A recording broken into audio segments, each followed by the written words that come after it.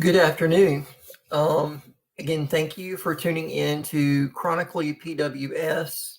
I wanted to come on this afternoon and talk just a little bit about the whole exome test that I had and the ALPL mutation that it shows that I have as well.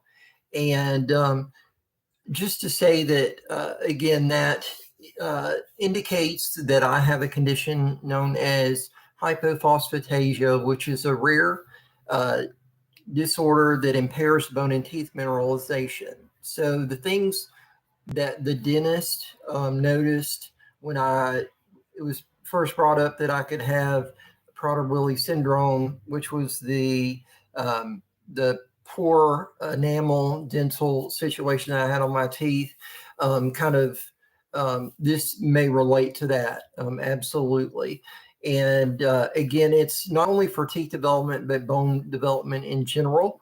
Again, the vernacular name or common name for the disorder is soft bones, because a lot of the people that have this have osteopenia, which isn't as, they can have osteoporosis as well, but it's just characterized as osteopenia. The way I kind of visualize it, and this is the way I refer to it with my wife, Kathy, is it's kind of like you have a house that's built with cinder block, which is this uniform structure, and the form of it is consistent and strong, and it's just a whole structure in itself.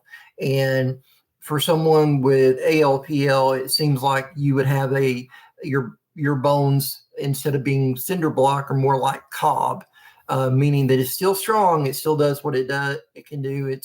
But it's more inconsistent. It's more looser and not has the same structural integrity as cinder block. But again, that's how I've imagined it. Again, I could be totally wrong. I'm just speaking off the top of my head when I was trying to think of how to speak on these things in terms of bone growth. So that is the general disorder in itself. The symptoms of this disorder, and there is kind of like some crossover between Prader-Willi syndrome that is seen within child and infancy. Again, about the same rate of incidence with hypophosphatasia in terms of people that are diagnosed genetically and how that is within the population. There's a ton of people that have not been genetically diagnosed that are walking around with this disorder. But for the rarity and incidence, it's about 1 in 250,000 people. So the perinatal stage or discovery of hypophosphatasia is marked by short bowed arms or legs, rickets, failure to thrive, brittle bones, and lack of muscular development, which could be, again, kind of the hypotonia thing, chest deformity, kind of barrel-chested individuals, stillbirth. Again, a lot of people don't, there's a lot of fatality, infant mortality with this disorder, and then respiratory failure. So again, the folks that are diagnosed at birth clinically with hypophosphatasia, there's about infant mortality up to age 5 of like 75% if they're diagnosed at birth. If they are born from, they've made it through birth. And then as a child, you have things like synostosis, where the bones in the cranium are fused. There's intracranial hypertension from this. There's bone malformations, chest deformities, tooth loss, and a waddling gait, which I've always had kind of like a waddling gait, kind of thinking that was part of, Prader-Willi syndrome and my global developmental delay. Again, it could be this. I do not know. I'm being referred to endocrinology, and I think they're going to, look at me broadly and see how this may have affected my growth. As an adult, obviously unexplained tooth loss, softening of the bones, osteopenia, osteoporosis, frequent bone fractures. I wouldn't say that it's anything like osteogenesis imperfecta in terms of anything that I have, but I've had frequent foot fractures, cartilage damage, which again, I'm not sure how that affects me, and pain in the Achilles tendon, rotator cuff, and elbow, which I have bursitis in my elbows that I've been treated through chiropractic, but definitely I've had issues with my tendons. I've had some calcifications that have serrated the tendon in my ankles. And again, we thought that at first was a reaction to an antibiotic, Levaquin, which has an incidence of affecting the Achilles tendons too. But I've had surgery on my left Achilles, enough to know that I didn't want to have surgery on my right Achilles. And that was one of the things that I faced. So in general, this could be considered a cytogenetic disorder that can appear like Prader-Willi syndrome. Again, the anytime you have like going back to yesterday's video and the possibility of me having mosaicism of Prader-Willi syndrome, meaning that I don't have the deletion or the duplication genetically that Prader-Willi syndrome has, but the way that those things are expressed in my development are Prader-Willi syndrome. And that is basically, it's like, genetically you have the right words, but your body's speaking in other terms than how you are genetically. If you want to say what is mosaic Prader-Willi syndrome, it's like it's not there genetically per se, but the way your body's expressing the SNO genes or the Prader-Willi specific genes are in that way as if they were. So when you look at when I was saying like Prader-Willi like syndrome, where you have the Shaft-Yang syndrome that we support through the Prader-Willi. Then you've got Bettel-Barrett syndrome. There's 15 duplication syndrome. There's a host of different syndromes that are like Prader-Willi syndrome that aren't genetically Prader-Willi syndrome.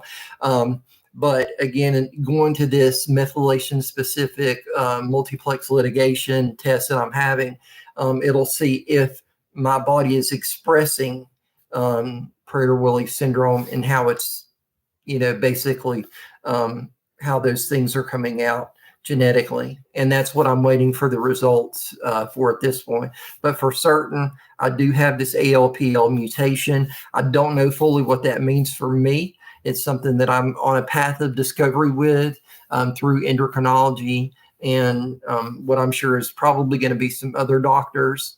Once I get into internal medicine, they'll probably want to see. And I'm sure I'm headed for at least a DEXA scan to see how that all plays out. I don't know. I don't know what endocrinology is going to have as a treatment plan for me for this, if there really be a treatment plan or how they'll address it. But I'm sure it's going to be a really interesting thing for me to find out and to share with you here on Chronically PWS.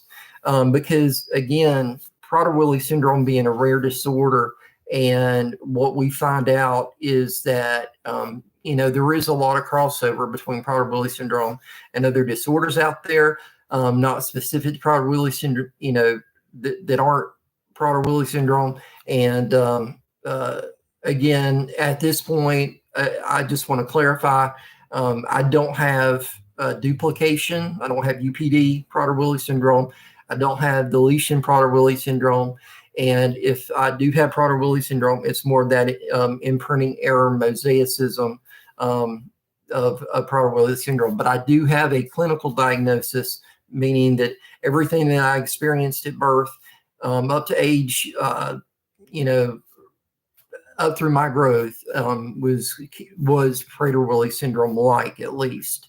And again, I do have that clinical diagnosis.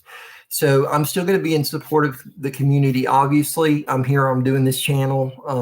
I want to be there in advocating and raising money for Prader-Willi syndrome. That's never going to stop, no matter what my diagnosis is finally.